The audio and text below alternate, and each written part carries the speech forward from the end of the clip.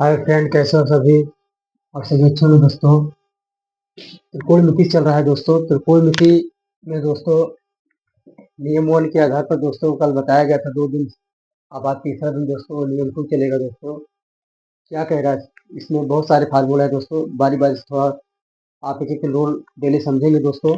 और उसके बाद फिर सवाल को समझेंगे। तो इसमें कम से कम आपको ऐसे बहुत सारे फार्मूला इसमें दोस्तों हैं। और हर क्वेश्चन पर फार्मूला लगेगा दोस्तों। त्रिकोणमिति में बगैर फार्मूला का आप सवाल नहीं लगा पाएंगे दोस्तों। इसीलिए फार्मूला सीखना बहुत जरूरी है। उसके बाद आपको क्वेश्चन भी बताया जाएगा दोस्तों। तो जैसे कि थॉट बोल रहा है दोस्तों कि अरे भाई बनना है। अरे भाई बनना है तो सूर्य की भांति आलोकवान बनो दोस्तों। सूर्य की भांति आलोकवान बनना है दोस्तों। यदि बनना है तो, नहीं तो कुछ मत बनो। फिर आपको आपके ऊपर डिपेंड करता है दोस्तों। तो दोस्तों जैसे कि सवाल आपका दिख रहा है, पहला रूल, किसी कोण के त्रिकोणमितीय अनुपातों में संबंध क्या होता है दोस्तों। तो ये जो आपका सर्वसंख्या बोलते हैं दोस्तों, ये जो लिखा गया है ये सवाल में लगता है दोस्तों। कहीं कहीं पे लगता है, हर जगह नहीं लगता है।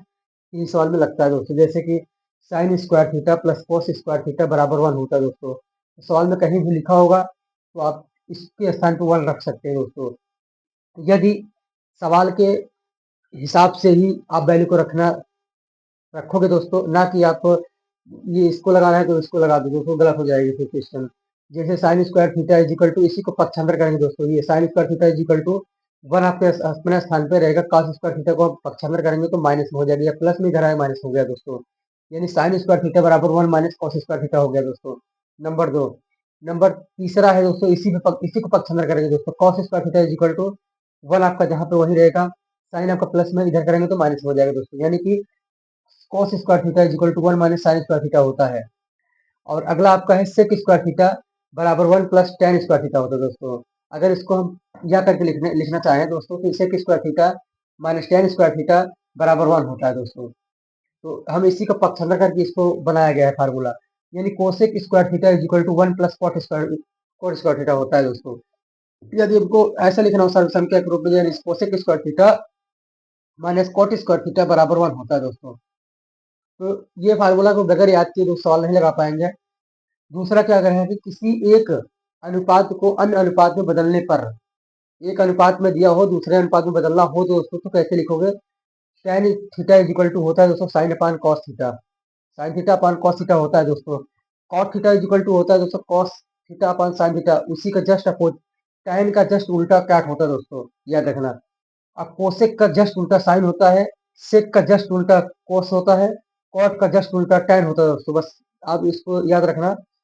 यानी कि cosec theta is equal to 1 upon sine theta होता है, लेकिन अगर साइन थीटा निकालना हो तो हम इसी का उल्टा करेंगे, यानी कि 1 अपान कोसेक थीटा हो जाएगा। और दोस्तों sec theta is equal to 1 upon cos theta होता है। अगर इसका उल्टा करेंगे तो cos theta is equal to 1 upon sec theta होता है दोस्तों। अगर cot theta is equal to 1 upon tan theta होता है। अगर टेन थीटा निकालेंगे तो 1 अपान कॉट थीटा होता है दोस्तों।